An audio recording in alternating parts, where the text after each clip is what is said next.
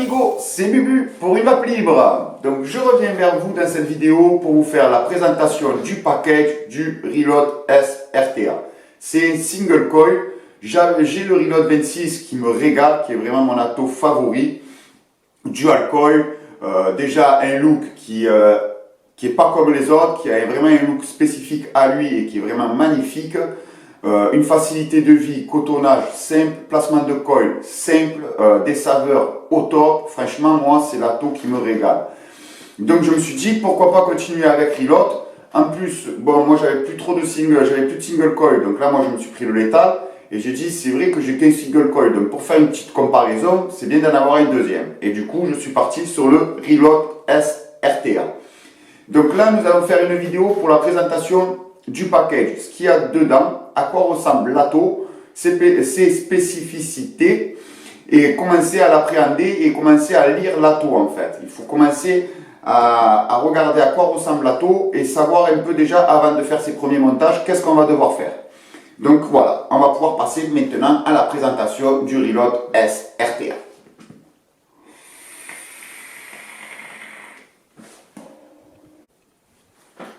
Me revoilà pour la présentation. Donc à ses habitudes, Reload nous sert ses attos dans une petite boîte métallique dorée avec une bandelette noire. On retrouve le logo Reload, Reload Vapor USA et c'est le Reload S RTA. Donc ça, le S RTA, c'est un petit autocollant collé. Ils auraient pu aller jusqu'au bout et le graver comme le Reload parce que ça c'est gravé en relief. Et bon, après je comprends que bon, niveau budget, c'est sûr que ça coûte plus cher s'ils devaient faire une boîte pour chaque atto. Donc là en fait ils ont une boîte pour tous les attos et ils mettent juste l'autocollant pour dire ce que c'est. Donc on va faire le tour de la petite boîte. Donc là on retrouve écrit derrière la devise en anglais, nanana, nanani, de faire attention, c'est pas pour les mineurs. Proposition, le QR code pour l'identification du Reload pour dire que c'est vraiment un vrai, c'est pas une contrefaçon. Bon, des logos pour tout ce qui est la poubelle, nanani, nanana, interdit aux femmes enceintes. Donc maintenant, on va l'ouvrir. Donc pour l'ouvrir, il y a juste à déclipser la boîte, paf, et on arrive sur l'atto. Donc qu'est-ce que déjà c'est protégé dans de la mousse? Ça, c'est bien. Là, il y a même de la mousse au-dessus. Donc là, on va retrouver l'atto. Donc l'atto, on va le mettre de côté, on va en parler après. On a un Pyrex pour augmenter la capacité. Donc ça, c'est parce que je crois qu'avec le Pyrex qui est installé dessus, il y a une contenance de 2,5 ml. Si vous rajoutez l'extension, donc le Pyrex plus long, vous arrivez à 4,5. Et si vous voulez mettre le Pyrex plus long, bon, j'arrive pas à l'attraper, il va falloir que je sorte la mousse. Voilà. Il va falloir mettre une extension de cheminée qui se fixe sur l'atto. Donc ça, on va le laisser de côté, on va voir ça ensemble. Alors à son habitude, Reload nous met un petit tournevis qui est vraiment spécifique aux embouts de Reload. Donc là, l'ancrage est vraiment fait pour les vis du Reload. Des fois, nous, on va utiliser des tournevis qui sont, bon, clés à laine, tout ça, mais qui sont pas vraiment faits pour les vis de l'atto, qui sont pas vraiment pile poil au bon diamètre. Et si on a un peu tendance comme moi à forcer comme un bourrin, eh ben, on va avoir tendance à foirer les pas de vis. Donc voilà, là, ça c'est bien qu'ils nous mettent vraiment un tournevis qui est fait pour l'ancrage des vis du Reload. Après, on va retrouver un sachet de spare. Donc là, on a tous les joints de remplacement. Bon, je vois qu'il y a déjà un peu du liquide, vous voyez, c'est un peu gras dedans. Donc si on va vouloir s'en servir, il va falloir penser à les nettoyer. On retrouve une pastille d'isolation pour le pin. On va retrouver un pin, deux vis de remplacement, des joints et un vis à tête plate qui va dessous le Reload. Et je pense qu'il doit sûrement servir à tenir le plateau. Donc ça, je vais vous le dire un peu plus après. Donc voilà, ça c'est ce qu'on retrouve dedans. Donc, il n'y a pas de gabarit de coupe. Ça, c'est un peu dommage. Il n'y a pas de coil. Ça, c'est un peu dommage. Il n'y a pas de notice. Je l'ai dit, ça peut-être. Donc bon, il va falloir que on regarde ça de plus près du coup. Bon, sur internet, quand vous ne le savez pas, Google, il le sait pour vous. Donc moi, je suis déjà allé regarder. Donc je vais vous dire les caractéristiques de l'atto. Il fait 24,5 de diamètre en circonférence. À la hauteur, je ne l'ai pas vu la hauteur, donc je vais vous dire ça de suite. Alors avec le petit Pyrex, il fait de haut. Hop, je ne vais pas prendre ce côté-là, j'ai du mal à voir. On va prendre celui-là. Il fait de haut 3,7 mm de haut. Du bas de la base jusqu'au drip tip, il fait 3,7 avec le petit Pyrex d'une contenance de 2,5 ml.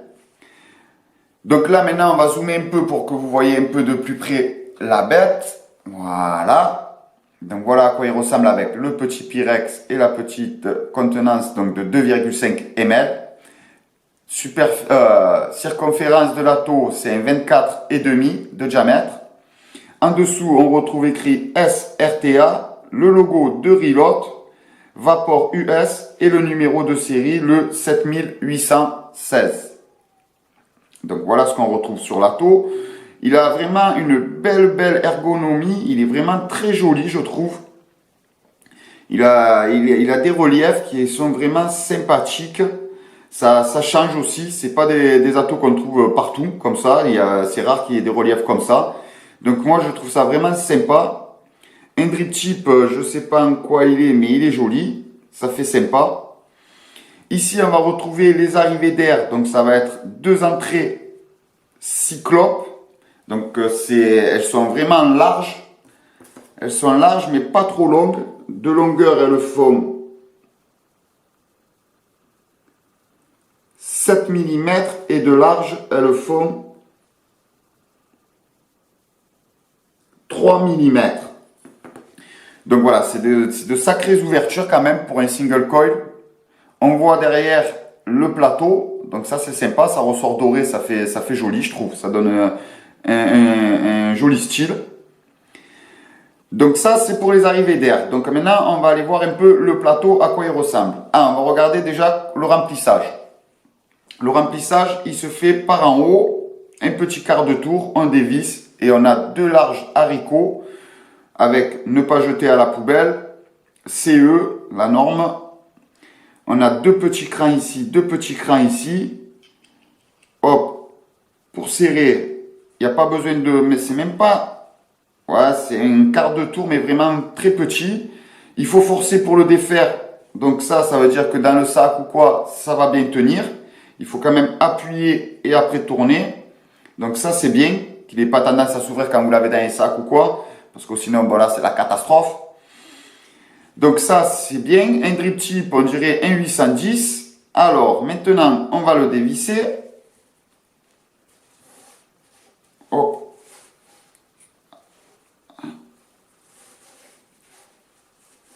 Oh là là.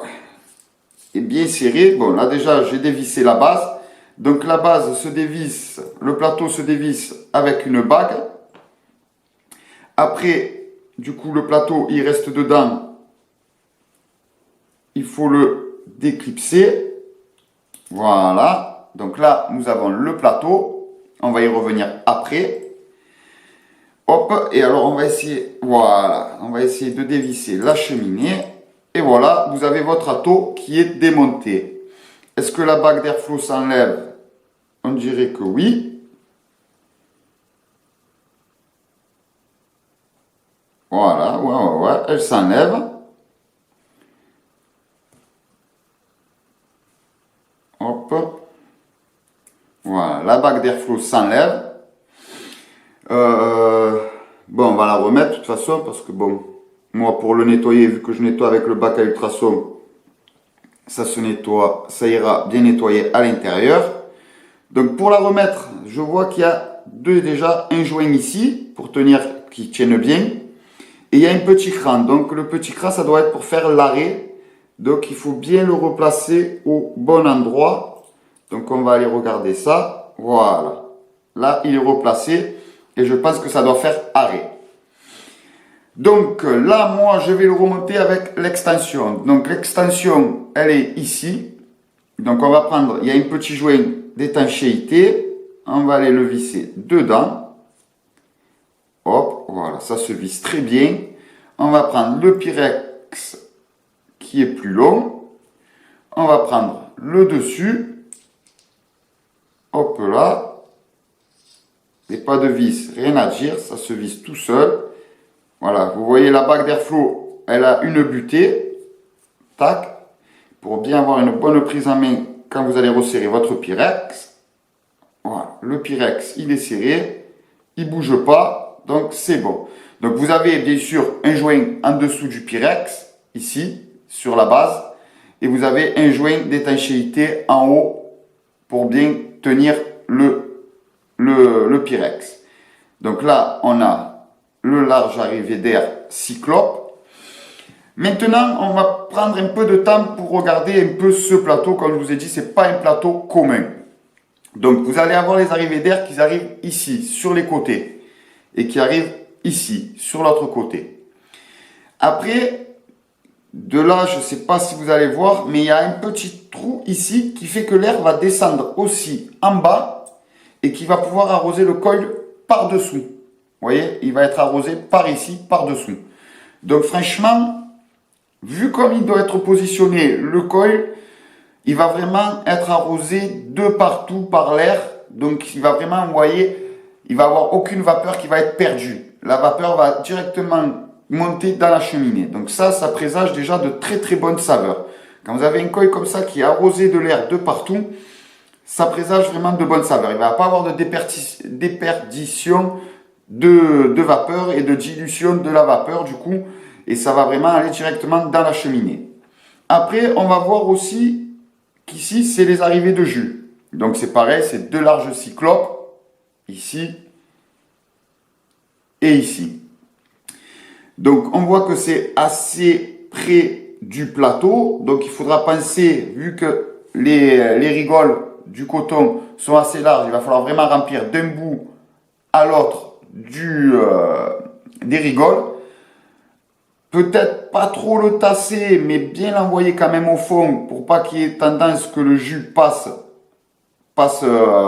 au-dessus et vienne se mettre dans l'airflow et du coup vous fasse des suintements ou des fuites.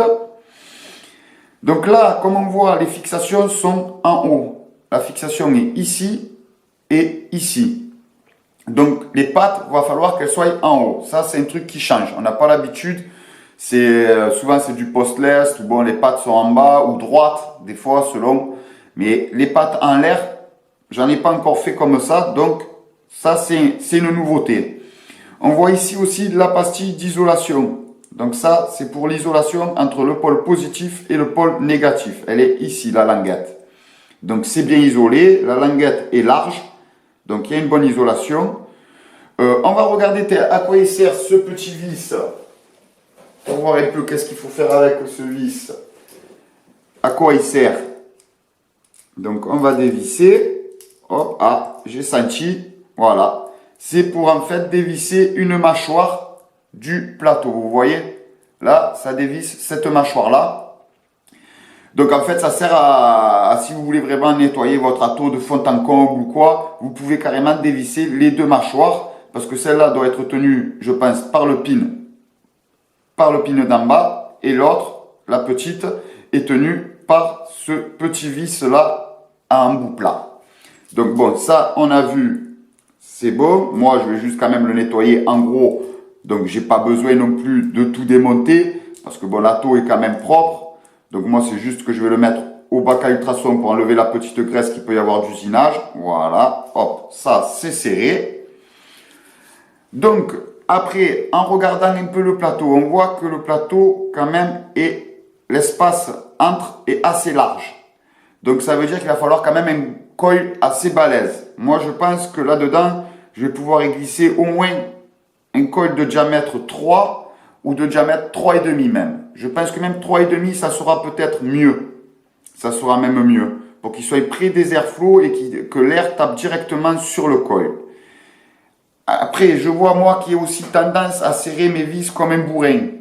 Vous voyez que c'est des hop, je ne sais pas si vous allez le voir bien, comment vous le montrer le mieux. Là, c'est des fentes, c'est comme un étau en fait. Ici. Hop, c'est, attendez, comment, là vous voyez le vis, là, voilà. C'est comme un étau. Donc la pâte va venir se glisser entre ici, dans la fente. Je vais dévisser un peu. Hop là. Vous voyez, ça va venir se mettre dans la fente ici. Le truc, c'est que quand vous allez serrer et que vous allez faire compression, du coup, pour coincer votre build, si vous serrez trop, vu que c'est pas dans la masse qu'il y a cette fente et que ça fragilise la fixation, si vous serrez trop comme un bourrin, au niveau du pas de vis, ça va pouvoir péter. Ça veut dire que ça peut se fendre et casser. Moi qui ai l'habitude, ça m'est arrivé assez souvent dans mon métier de casser, justement en serrant trop des vis ou quoi, là rien qu'en regardant, je sais qu'il va falloir que j'y aille doucement. Il va falloir que je change mes habitudes. Moi qui ai tendance à y aller comme un bourrin, il va falloir que je change mes habitudes parce que si je serre trop, du coup ça va écarter la pâte, ça va écarter la fixation et au fur et à mesure d'écarter, tôt ou tard ça va casser ici, ça va le fragiliser, ça va le casser. Donc il va falloir que j'y aille vraiment doucement. Là on a fait un peu le tour, hein. Là on a bien vu le plateau, voilà, je pense qu'un col de 3,5 ça sera le mieux. Ou 3, c'est à voir, mais je pense que je vais commencer avec un 3,5 et après je vais voir si c'est trop saturé ou pas, je verrai bien à la vapeur. Donc comme je vous ai dit, ça va être arrosé par les côtés, du coup, et par dessous. Donc là vraiment, votre colle sera arrosé au maximum d'air et sera vraiment placé sur votre colle. C'est ça aussi qui est important, parce que si vous avez de l'air qui va, comment dire, qui se perd dans votre dans votre cheminée, c'est de l'air qui va diluer les saveurs. Que là, l'air va être directement envoyé sur le coil, donc il y aura vraiment pas d'air qui va passer ailleurs. Ça va être directement en contact avec le coil et la vapeur. Donc ça, c'est vraiment bien. Je pense que pour placer le coil, je vais me fier à la base. Vous voyez la base, là il y a la base. Je vais mettre mon gabarit avec mon coil comme ça. Et je pense que je serai pas mal. Je vais essayer comme ça déjà. Et je pense que je serai pas mal. Après, aussi, du coup que c'est des pâtes en l'air, il va sûrement falloir écarter un peu les pâtes, les passer dans la fente, écarter la pâte et passer dans la fente, serrer. Ce qu'il y a de pratique, c'est que du coup, il n'y a pas besoin de mesurer les longueurs de pâte. Parce que du coup, quand ça va dépasser, vous aurez juste à couper au niveau de la fixation, couper avec la pince coupante et vous aurez les pâtes directement à la bonne hauteur. Donc ça, c'est un point positif. C'est un point positif. Et voilà. Après, si on se fie aussi à la cloche est vraiment petite. Donc, quand vous regardez la largeur du plateau, l'espace pour mettre le col, si on regarde un peu, franchement, il restera vraiment très peu de place dans la cheminée, non, dans la cloche. Donc, vu qu'il va rester peu d'espace, ça veut dire que ça va se remplir de vapeur automatiquement et il y aura vraiment, je pense, pas de perte de saveur en fait. Ça sera vraiment que de la vapeur et l'air n'aura pas la place pour diluer les saveurs. Donc ça, c'est un point, je pense, vraiment très positif et qui promet de donner de bonnes saveurs. Voilà. Après, il faudra voir à l'usage quand je ferai la prochaine vidéo pour vous en dire un peu plus et ce que moi j'ai préféré faire et ce qui m'a rendu le meilleur des saveurs. Mais rien qu'à l'œil comme ça, il promet vraiment de très bonnes saveurs. Donc là, il va falloir penser que pour le reclipser, il doit y avoir des fentes. Donc si je me base par exemple à la cheminée, on va se mettre par rapport aux arrivées d'air et on va voir qu'il y a deux petits crans de chaque côté. Donc je pense que ça va être des crans qui vont s'enclencher au niveau d'ici. C'est les crans qui vont servir à aligner l'airflow du plateau à l'airflow de la taux. Donc ça, on va essayer ensemble. Donc on va se mettre déjà approximativement bon. On va tourner doucement. Hop, le joint. Ah oui, vous avez un joint ici en périphérie pour faire l'étanchéité du plateau. Donc ça, c'est bien. Hop, voilà, on va essayer déjà. On voit, ce qui est bien, c'est qu'on voit les airflows arriver ici. Donc on arrive déjà à voir à peu près si on est en face. Après, il y a juste à clipser, voilà. Hop, on est en face, ça c'est bon. On va remettre la bague. Hop là. Ça se visse vraiment très très bien, rien à redire. Hop là. On va remettre le top cap. Hop, on trouve le cran, on appuie pour faire compression avec le joint, on serre et voilà, c'est installé. Donc là, je vous ai mis la grande cheminée parce que moi, je vais m'en servir comme ça. 2,5 ml pour moi, ça va être, voilà, à chaque session, il va falloir que je le remplisse. Après, c'est vrai que esthétiquement, il est plus joli quand même avec le petit Pyrex. Mais après, facilité de vie, moi, je vivrais mieux avec une contenance de 4,5 ml. Alors, on va mesurer combien il fait. Hop, je vais prendre l'autre côté, j'arriverai mieux à voir. Donc, avec l'extension de cheminée et le gros Pyrex, on arrive à 4,2. Donc voilà, donc vous augmentez de 5 mm. Voilà. Donc, c'est vrai que c'est pas... Ça fait beaucoup quand même, mais bon, je trouve qu'à l'esthétique, ça change pas grand-chose à l'atto, même si je le préfère avec le petit Pyrex, parce que je préfère les attos trapus, donc petits et un peu larges.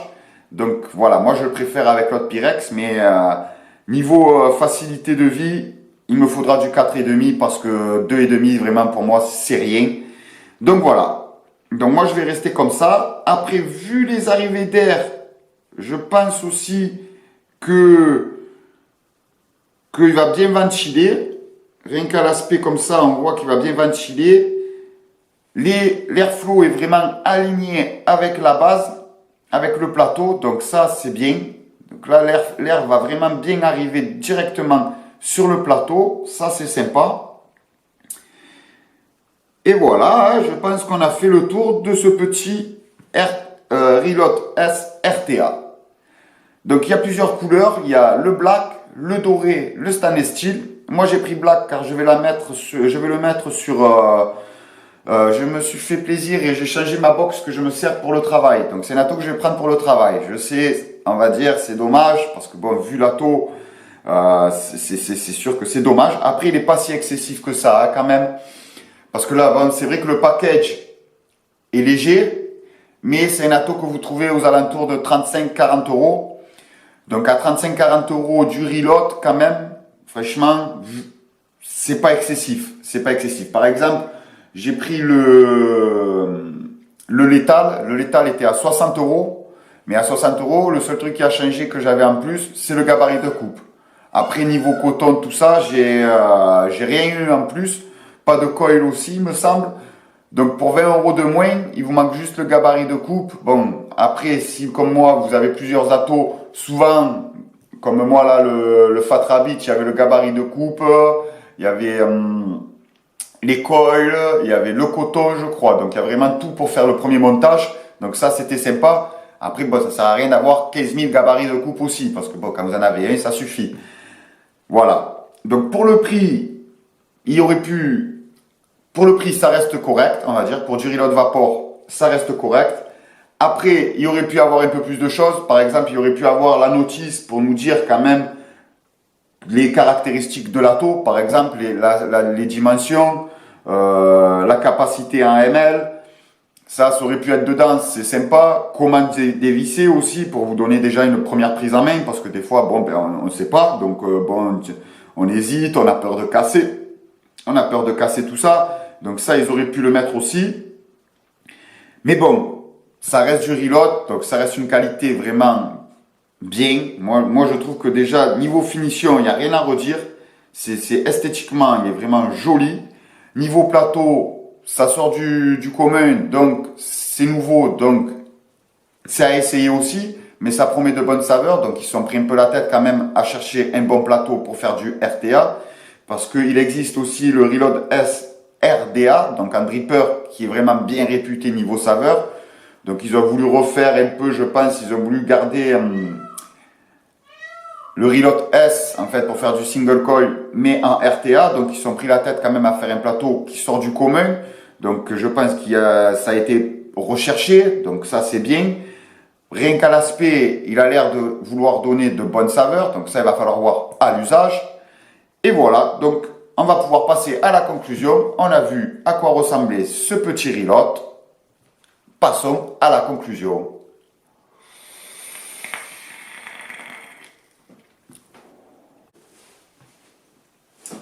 Me revoilà pour la conclusion. Donc vous avez vu ce petit Reload, il est vraiment magnifique, il est vraiment joli. Niveau aspect, esthétiquement, il est vraiment sympa. Il peut aller vraiment sur toutes les boxes parce que vraiment il a un look vraiment très joli, finition magnifique.